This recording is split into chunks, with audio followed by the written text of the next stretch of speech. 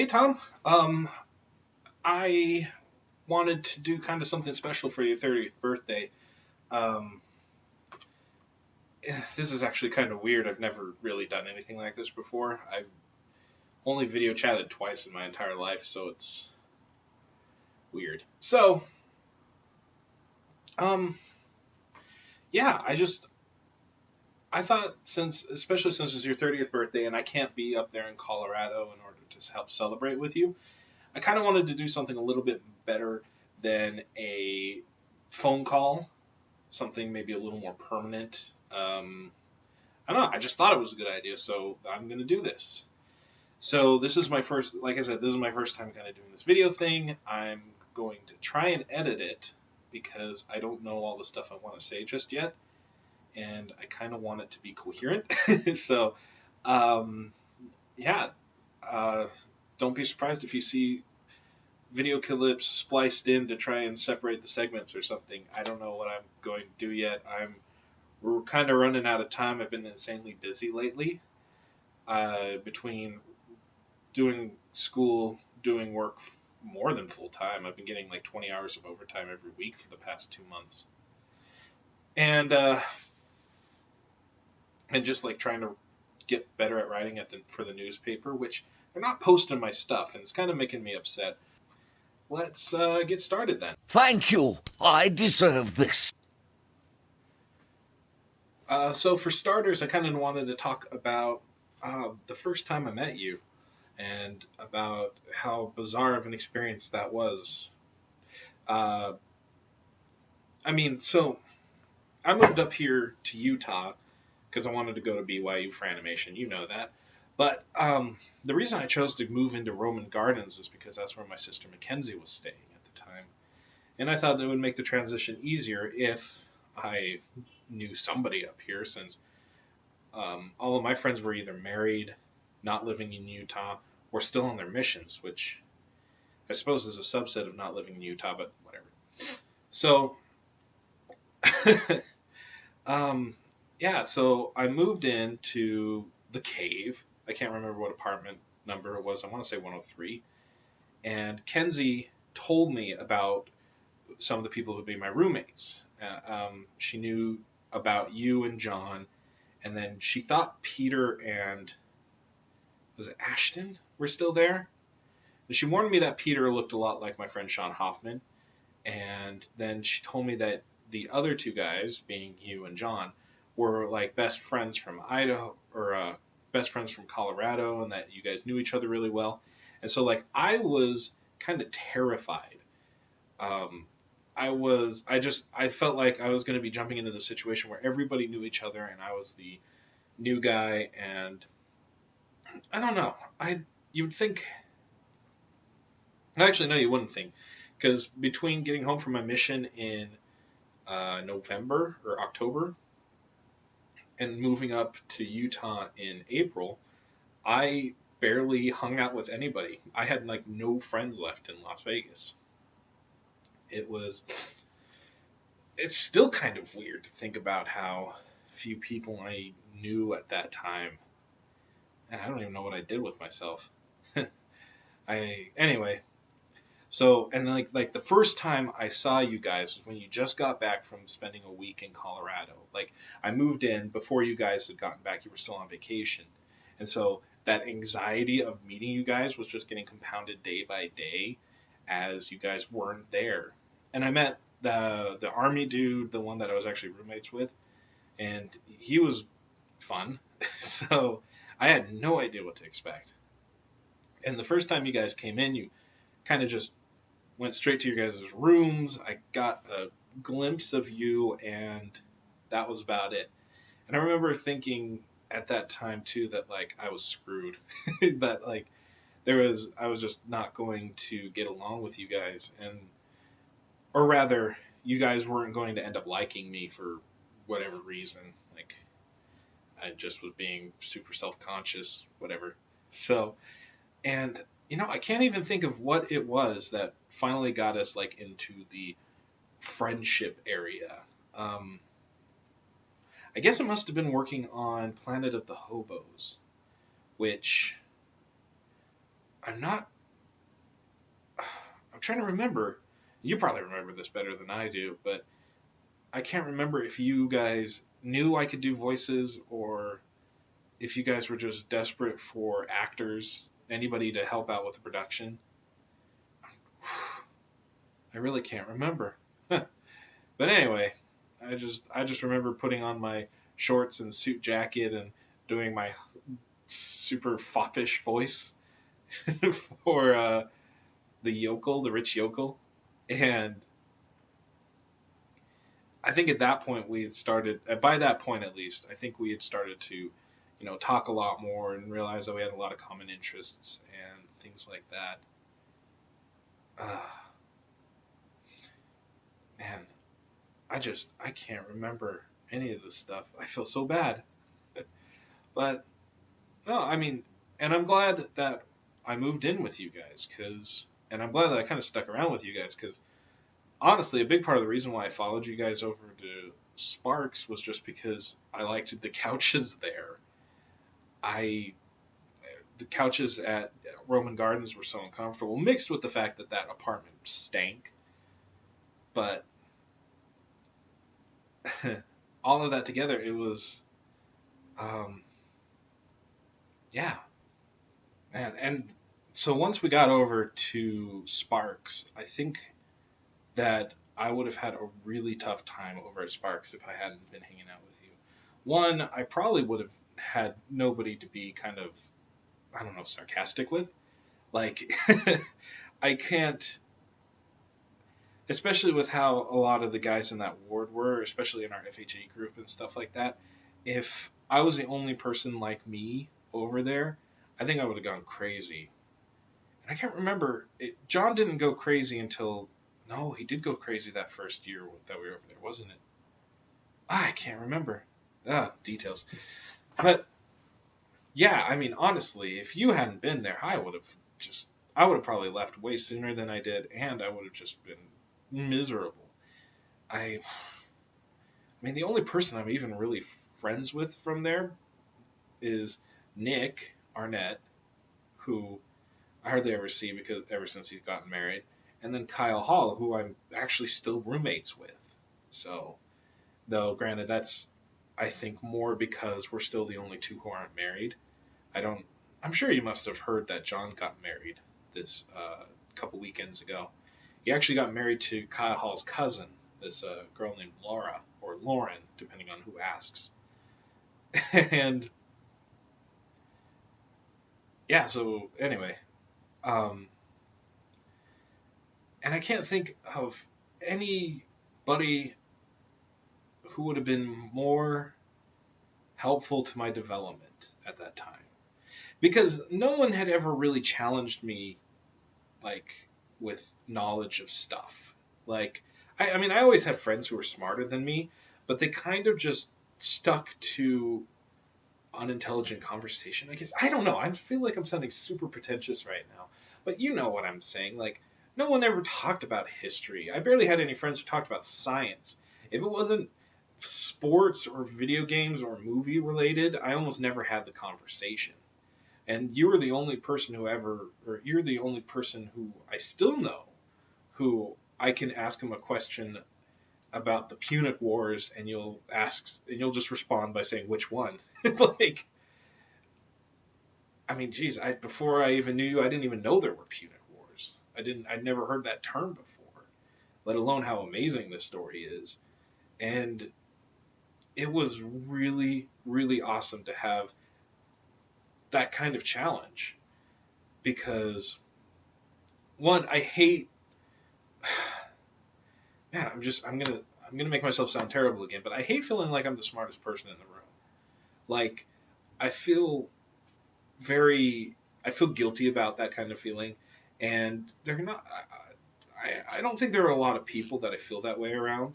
I have a few friends that I guess, or a few groups of friends that I guess I kind of do, but it's really not fair for them, because I'm sure they're a lot smarter than I'm giving credit for. But the conversation is, again, just very bare bones, and when I try and go deeper into it, like talking about movies or entertainment, like I'm talking about the same stuff, but I'm talking on a different level with them. And so I hate feeling that way. But with you and Kyle and them, like, even I felt it was weird. I actually felt like the dumbest person in the room, and I was really comfortable with that, which was nice because it didn't feel like I was being left out of the conversation or whatever. I just had to, walk a little faster to keep up with you guys, and I really liked that.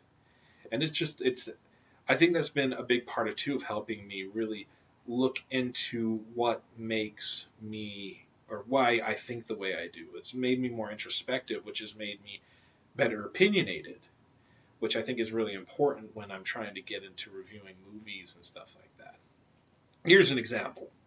So I posted that thing on Facebook from my completely insane. I don't even know what the class is, to be honest. I think it's the history of media, something like that.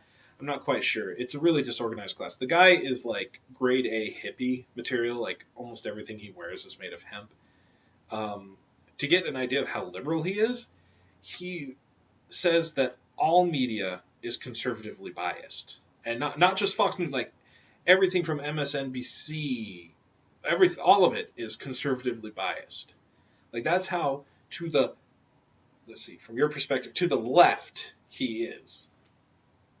And so, but one of the things that's been really awesome in that class is so he'll say something and then he likes to put it out for the class. And most of the people in the class just kind of keep quiet or whatever. I don't know if they're just not interested or not paying attention. Probably a little of both. But I know for a fact that a lot of people think he's nuts and don't like the things that he says.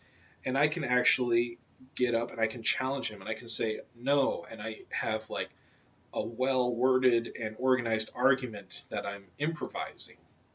And that comes, I think, entirely from the conversations that we've had. At the very least, because you made me think harder about the things that I felt. And you made me reevaluate a lot of things, too. I mean, my opinions have completely shifted in this weird, almost tug-of-war way since I moved up here to Utah. On the one hand, I've become more educated in science and stuff. So I'm starting, in that sense, I guess I'm technically getting more leftist. Just because, like, I do believe in global warming and such, which is a debate that we'll have sometime, I'm sure. But, on the other hand, too, things that I wasn't as conservative about, I've become more so because of the conversations we've had. Basically, my whole mantra is, I believe what I believe until I have sufficient evidence to contradict it otherwise. And you have a plethora of evidence to support your claims. And that's made me want to do the same. And I really appreciate that because it's made me feel a lot more confident and a lot more capable and I guess competent. Not just confident, but competent as well. And yeah. And I guess that's really, when I think back to Sparks, I think about all the conversations that we had, especially, I don't know if you've read it by now, but I wrote a little blurb on your Facebook about how you're my 5 a.m. friend. It's that I genuinely feel that when people are exhausted, just like completely like tired, that we have a lot more difficulty filtering what we say. We don't think things, we don't process it before we say it out loud, so we're a lot more open and honest.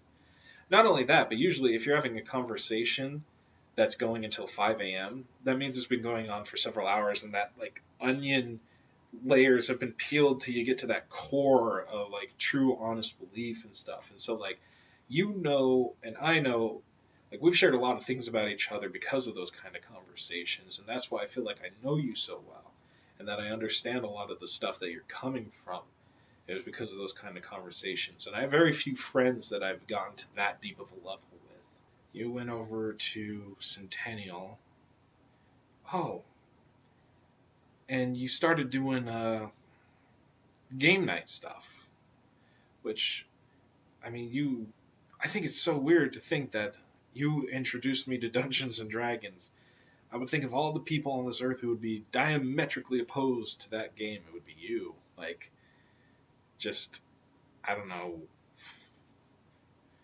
from, mm, yeah, I just, knowing you, I would think you would hate those kind of games, or that you would just be unwilling to even try it because of the kind of people that play it. But I'm really glad that you gave it a shot, because I would have never done it if you hadn't. I doubt that I would have joined Kyle's group that he's got going on now if you hadn't. And I'm still super bummed out that we didn't get to play more of it, that people were so flaky with the schedule and stuff. I mean, I kind of understand that, people get busy and it's hard to keep a group going, especially one that was as small as ours. But still, I thought you were on the path to doing a really, really amazing job as a DM. I liked that your style of dungeon mastering, or whatever you call it, was, you were challenging.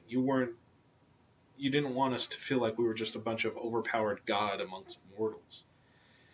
You wanted us to have consequences for our actions, and I really like that. I'm trying to get ready to be able to do some DMing stuff myself, and I want to send you the campaigns because I think you'll love them. At the very least, I think you'd be interested by them because, well, the mythos surrounding the campaigns that I'm working on isn't incredibly robust. It's fairly bare bones. I think you would get a kick out of the stuff I'm trying to do with it. The heavy emphasis on puzzle solving and strategy and things like that. And anyway, I think it'd be cool. And eventually you're going to have a bunch of kids and y'all can play Dungeons and Dragons together. And maybe you can use my campaigns. I wouldn't object. So, anyway. Yeah, and I'm also really surprised that I never tried Dungeons and Dragons before, because one of my best friends as a kid, his family played D&D a lot. Though they never invited me, so maybe that's why I didn't do it. But I'm sure I must have told you this before, but have I ever told you the reason why Final Fantasy Tactics is my favorite game? That, no game will take its spot. And it's not just because I think it's an amazing game, but it's because, for me, it's the most meaningful game. Because the first time I saw Final Fantasy Tactics, I was over at a friend's house, and his name is Scott. And at the time, I think we were playing Final Fantasy 7 or Final Fantasy 8, one of those two. And he wanted to play Tactics, and I saw Tactics, and I was like, oh, that art style, that's so kiddish, that's stupid. I don't want anything to do with that. And so I completely wrote off the game, and was kind of adamant that the game was terrible, without ever having played it. Basically, I was a YouTube commenter. And I held off until another friend of mine, Jared, was like, no, we should play it. My brothers think it's a lot of fun. So I was like, oh, fine. And I was like, I think I was drawn in almost immediately. That the gameplay sucked me in almost right off the bat. And of course, it took a while for the story to really engross me, but once it did, hooks were in me permanently, and I just couldn't do anything about it. And it also made me realize that I had been a prejudiced jerk against this game, that there was this game out there that was incredible, that I was denying myself the opportunity to experience solely because of these extremely superficial reasons, which now, looking back at it, I actually love the art style to Tactics. I guess, I actually had the same prejudice to The Legend of Zelda: The Wind Waker. When I first saw it, I thought the design of it was terrible, just because the Zelda games had been, increasingly realistic and darker and all that other fun stuff that I don't think you care about. I think you don't. If I remember correctly, you don't like The Legend of Zelda, but whatever. But anyway, the point is that when you got to The Wind Waker, it was a super kid-like art style that at the time I was like, oh, no, I don't want to play that. That's stupid. Why would I ever want to play a game that looks like that? And eventually I did play it, and I actually enjoyed it a lot. And I love the art. And even though I don't think it's an amazing game, I do absolutely adore the art style. Because I think it's a lot more interesting than if it were just realistic. But anyway, so I've kind of ever since Final Fantasy Tactics, I've tried to keep a completely open mind about everything. Um, there are very few things that I've written off right off the bat just because of not having, just because of the superficial reasons, reading a book by its cover and all that jazz. You know, unfortunately, it's had its backsides too. Like the fact that I played and beat Final Fantasy 13, because of course I had to play it because I couldn't write it off despite what everybody was saying and all that stuff. I had to see for myself, and then of course that obsessive need to complete things came about from starting it, so it held me hostage for like 60 hours as I tried to complete all the achievements and stuff. But and I think a even better example would be the Twilight books, because I was like, I had to know for myself. I couldn't just say, "Oh, Twilight's stupid" because of all the stuff I've heard about it. I had to find out for myself because the last time I made that mistake, I almost missed out on playing Final Fantasy Tactics. Well, I read the first book, and then I have to finish the series again, so I read all the books because I can't stop myself. I'm feeling like this is a lot more disorganized than maybe it is. I don't know. I'm probably just being overly critical. I'm sure you're following along just fine. But I do feel like this could be running a little bit smoother. But it's my first time. I'm going to make mistakes regardless. So just bear with me, I guess. But I mean, like, I'm kind of running out of stuff I wanted to say, I guess. I can't think of anything that I've never shared before.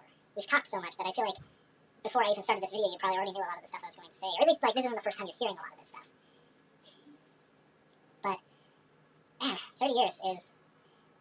I hope that you are happy with where you're at right now, because if anybody has worked hard to get to where they're at, I think you are that person and that you deserve to be happy where you are. I mean, I know that your job isn't ideal right now, but I hope that doesn't mean you're unsatisfied at least. Like, I hope that you feel like the job is worthwhile and is helping you get to where you want to be. And, I mean, you're married and you have one kid already who is pretty stinking adorable and is clearly going to have your personality when she grows up. But, I mean, sorry, Chelsea, but every time I've interacted with Constance, all I've been impressed by is how similar, like how I could imagine Tom being that exact same way when he was a kid. But maybe I'm wrong on that, because I can't even imagine what you would be like as a kid, Chelsea. I have no guesses whatsoever on that regard. But, and then you have another kid on the way, too, which, I don't know if I just missed that on Facebook or if you didn't announce it or what, but I saw a post, Chelsea, you were talking about doing like a mummy costume with eyes popping out of the belly, and I assume that means that you're having a kid. I couldn't quite tell, but I think I'm not reading too far into it. That'd be a really weird costume otherwise. But it's a creative one. Oh! Okay, I thought of something else I want to talk about, but I'll save that for another segment. Or maybe I'll even splice it in earlier than what I'm saying right now, and this will all just seem like, why is he talking about? Nah, I probably won't do that. Too much work. But I know that you're having a lot of difficulty with all the stuff that's going on right now, and just like not feeling like you're, I don't know, maybe you're not feeling like you're being challenged enough, or you're being too challenged in some areas and not enough in others, and that kind of imbalance is frustrating. And I hope that's not the case, not entirely at least.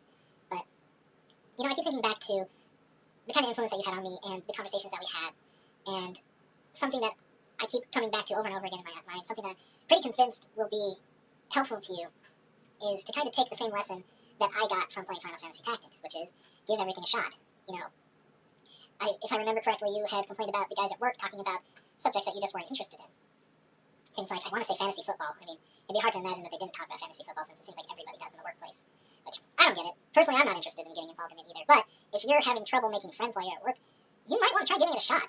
I mean, like I said, I would have never played Dungeons & Dragons had it not been for you. I'm like 99% positive that would be the case. And I would have been missing out on all this, like, I think that it's so much fun to play those kind of tabletop RPGs. So, I would wonder if you would find a lot of enjoyment in doing their sports stuff, or trying to engage in a conversation instead of making them all come to you. Maybe try and find a way to engage with them, because I don't believe that there are any boring topics of conversation. That even people who don't normally talk about the classics or history or any of that stuff like that, I don't think that it's because they have the inability to be interested by it.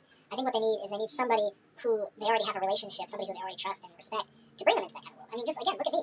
Growing up, and all the way up until I moved up to Utah, I never talked about history. And, part of me probably thought that I was, at the time, I would think that I probably thought it was an interesting subject. But because we became friends and you started sharing this love of history and the classics with me, I became much more interested in it myself. And so I think that you have a lot to offer these people. They just can't see it yet. And I think it falls on you as much as them to help them see that. And it's like, even if you just ask questions and show kind of genuine interest in the stuff that they're talking about, eventually I'm sure you'll get the chance to become the history guy or something like that. You would become known for that kind of conversation, and you could then start steering conversations toward topics that you're more comfortable with. I firmly believe that, at least. And I think it would also benefit you a lot, just because, not benefit. Now I'm starting to pontificate, I'm sorry. But I do think that you can get a lot more out of your job. I think the job would be a lot more enjoyable if you would just allow yourself to experience things and step outside your comfort zone in that regards. I mean, there's got to be something worth enjoying from all that stuff. You can't be...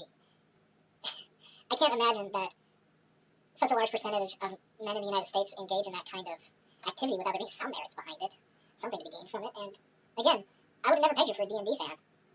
So even though I wouldn't peg you for a fantasy football guy, you could prove me completely wrong, and I wouldn't be that terribly surprised by it, just because you surprised me in that kind of fashion several times before. But I don't know. That's just kind of my thoughts on the whole thing. So I think I want to end this video with my most memorable experience with you.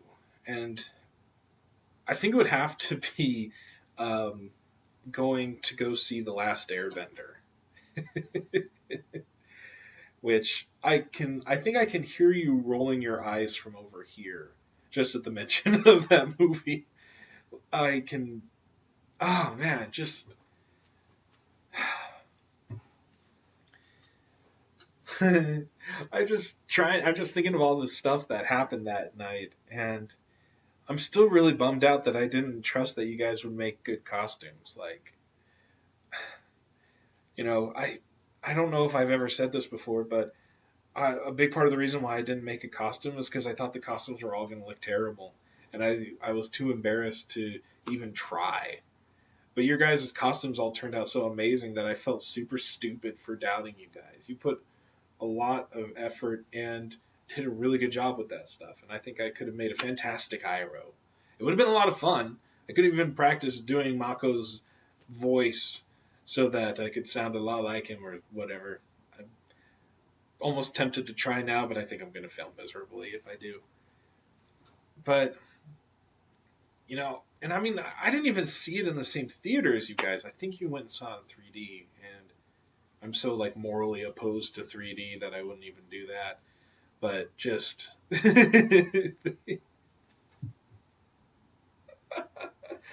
Oh, the sight of everybody leaving that theater, I think, is going to stick with me stronger than most anything that I've ever experienced. I mean, geez, that was like real trauma, which is so silly because that's such an inane thing to feel traumatic about.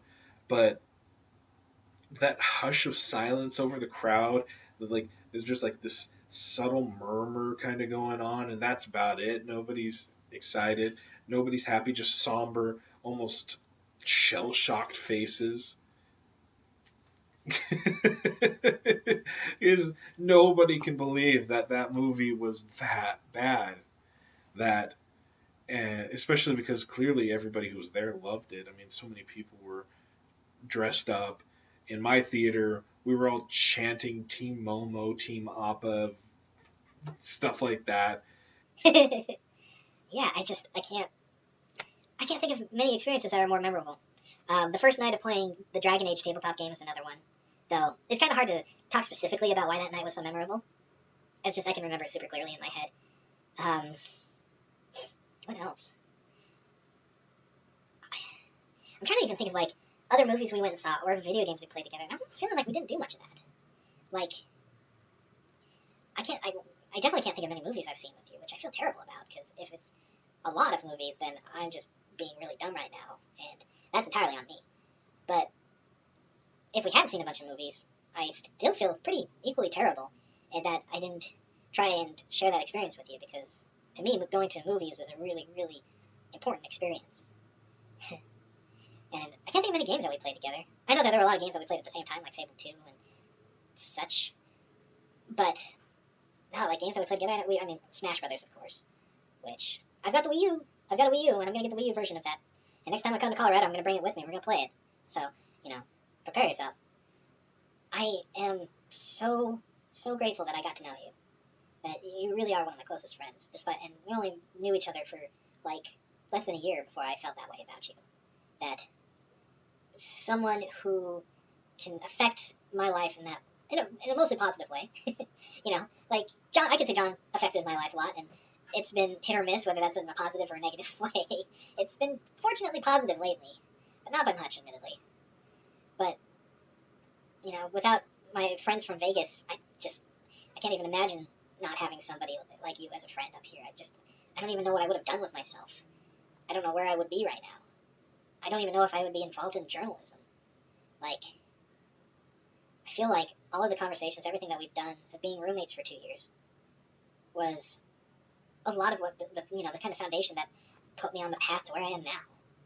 And I am so happy that I'm where I am now. I wish I was married, admittedly, but I'm glad that I'm in school for what I'm in school for now. I'm enjoying what I'm doing, and I'm actually getting published. I mean, not as much as I wish. I feel like I'm on my way, and I haven't felt that way since I moved up here. Like when I was still in the animation program, I felt like I was at this, let's use a metaphor. I felt like I was at this giant chasm that just had no bridge across, and I was stuck on the one side and had no idea how to get over it. And I gave up on that, and I think that was for the best too, because I just don't think I was cut out for animation. I don't think I have a strong enough work ethic, to be honest. Those kind of people have to have an undying passion for that, and I don't think I feel that way about anything. And then when I was in education, I didn't feel like I was actually getting anywhere. I thought it felt like I was just going through the motions. I was in the math education major just because I was trying to work toward a major, not because I actually really wanted, like I really cared about teaching math. I just thought, I love math and I enjoy teaching. Why not mix the two together? But I had no passion for it, and so finally getting on the journalism train made me, I don't know, I feel a lot more fulfilled now.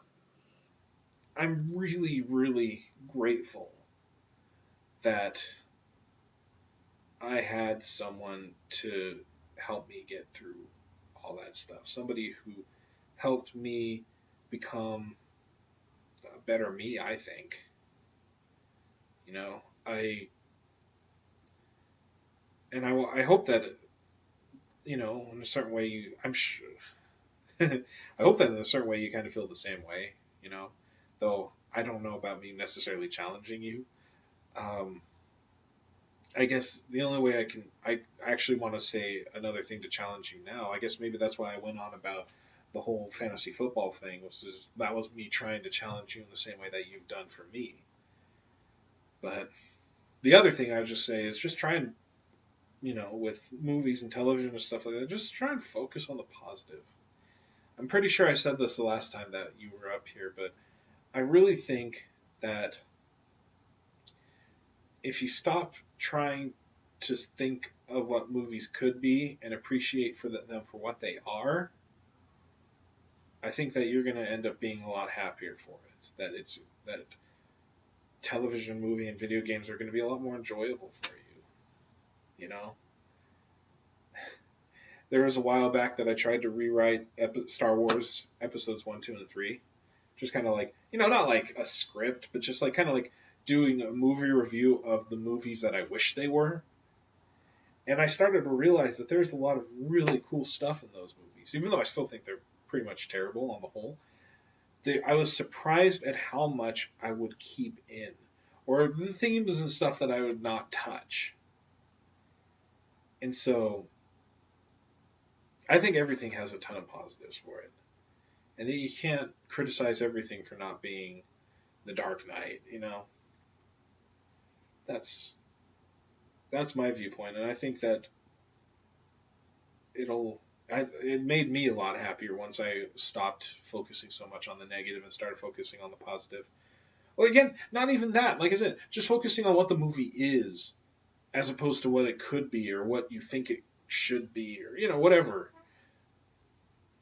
That's my attempt at challenging you. So, again, happy birthday. I don't think I've even said that once yet, but really, I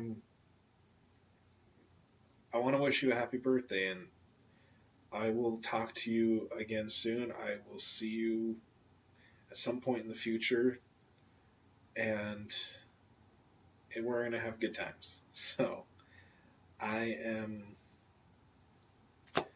out of things to say. Bye.